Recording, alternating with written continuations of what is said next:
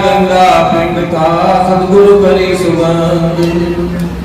परम आदरणीय परम संदेश गुरुबंदी छोड़ दीप्तानंद जी महाराज, परम आदरणीय परम संदेश गुरुबंदी छोड़ हरिहर जी महाराज और मंच पर विराजमान परम आदरणीय परम श्रद्धे रोहतक से परमानंद जी महाराज और मंच का संचालन कर रहे गोपालपुर से रामानंद जी महाराज और बंधन खेड़ी से आए हुए रामानंद जी महाराज और सोनीपत से ईश्वरदास जी महाराज और सिसाड़ा से अनिल दैया जी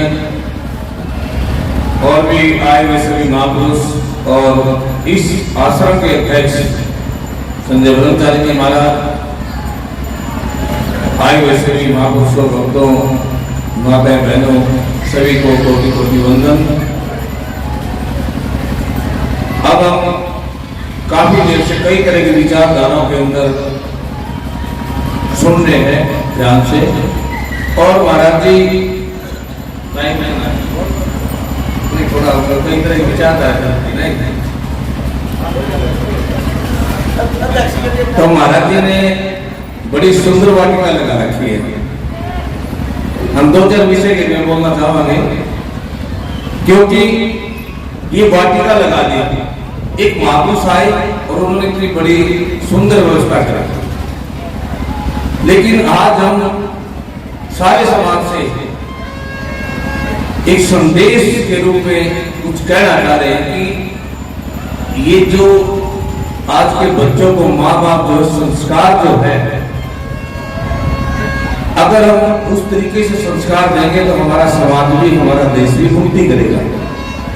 आज शायद मेरे ख्याल से मंच में बैठे हैं और भी महापुरुष जगह जगह जाते हैं, देखते हैं जो महापुरुष विराजमान में बैठे हैं उससे आगे के लिए कोई भी लाभ तक क्या नहीं दिखाई देता हमारे को उस व्यवस्था को कराने के लिए। महाराज ने बड़ी मेहनत की है, कल को कोई बात हो जाती है तो व्यवस्था कराने के लिए आगे के लिए तैयारी नहीं है।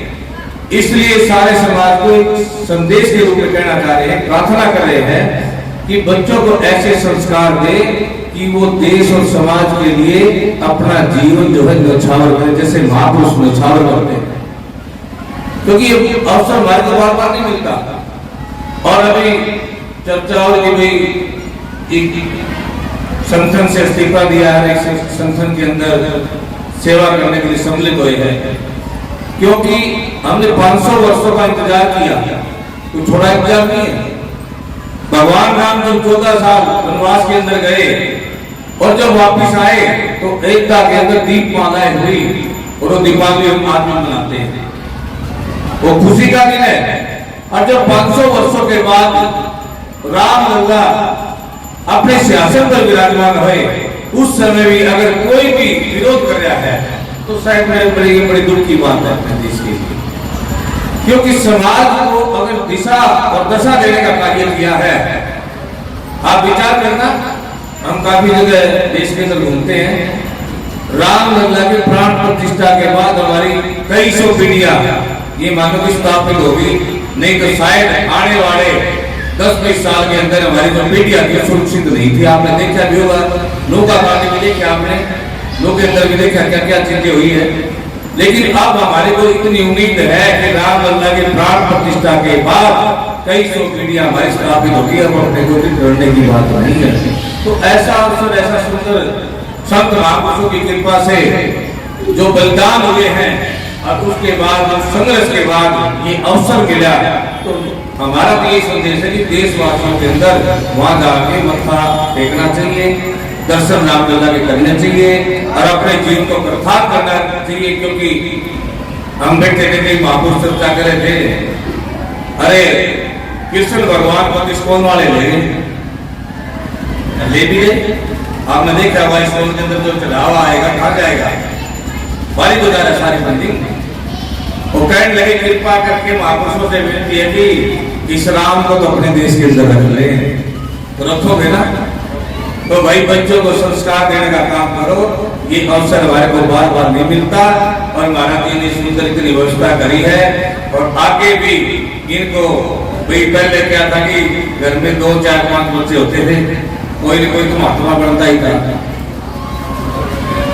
अब ये हमारा जो महकमा है जो कमजोर होता जा रहा है। क्यों?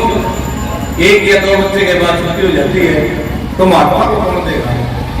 तो भाई थोड़ा वो कहा कर हिंदू जा दो, ये अवसर है। और नहीं था क्या तो भाई दोबारा से हमें गिरफ्त बनाना पड़े जो पहले सदियों सदियों भुगतान करके आए हैं। तो ये अवसर अपने को मिला है, इस अवसर का हमने लाभ उठाना चाहिए। और ये जीवन जो है बड़ा अमूल्य है।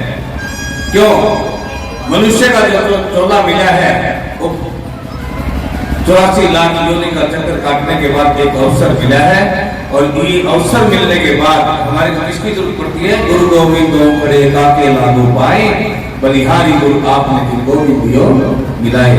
क्योंकि सब तेरे अंदर है, लेकिन वीरों जब तक हमारे को गुरु कृपा नहीं करता, गुरु हमारे को मार्गदर्शन नहीं देता, गुरु जब के इसके ऊपर आशीर्वाद नहीं करता, जब तक हमारे अंदर बैठा जो परमात्मा सतगुरु वाहिगुरु है उसकी जागृति नहीं होती।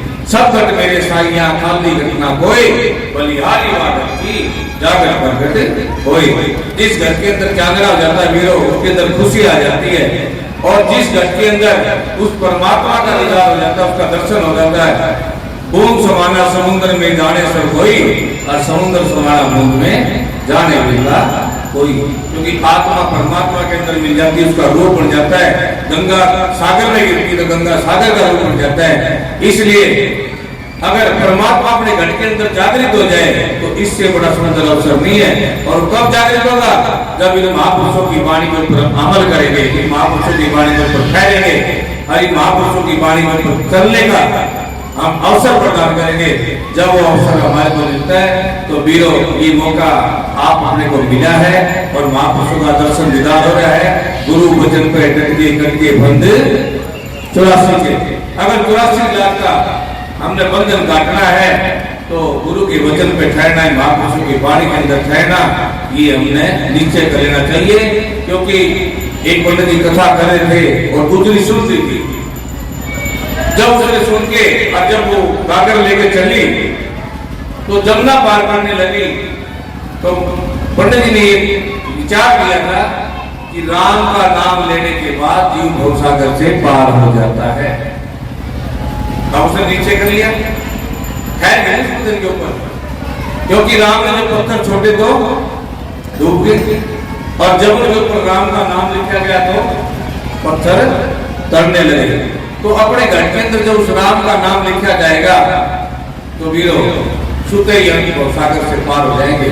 तब गुजरी चलने लगी तो जमुना मैया ने रास्ता दे दिया, उस जल के ऊपर चलने लगी। और जो सुना रहे थे कथा आनंद जी वो इंतजार करे, पैर रखे आगे डूब जाए, दूसरा पैर रखे उसे आगे डूब जाए। तो बाणी आते नीचे गुजरी पार हुई, पंडित भाई बचीता हरि साचे दिल के मिलता। वीरों सच्चाई के साथ हृदय के साथ जब हमारा सदगुरु से मिलन होता है तो सुनते ही परम पिता परमात्मा का साक्षात्कार होता है। और कभी शांत बड़ा सुंदर का जाको दर्शन इत वाको दर्शन बुद्ध, जाको दर्शन इत नहीं ना इतना बुद्ध।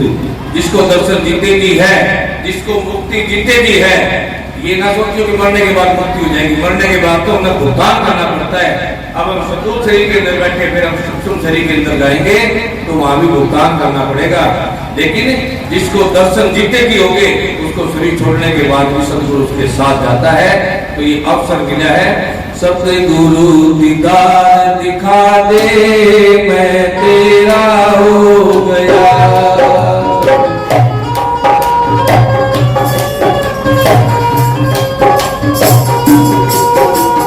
सतगुरु दीदार दिखा दे मैं तेरा हो गया। सतगुरु दीदार दिखा दे मैं तेरा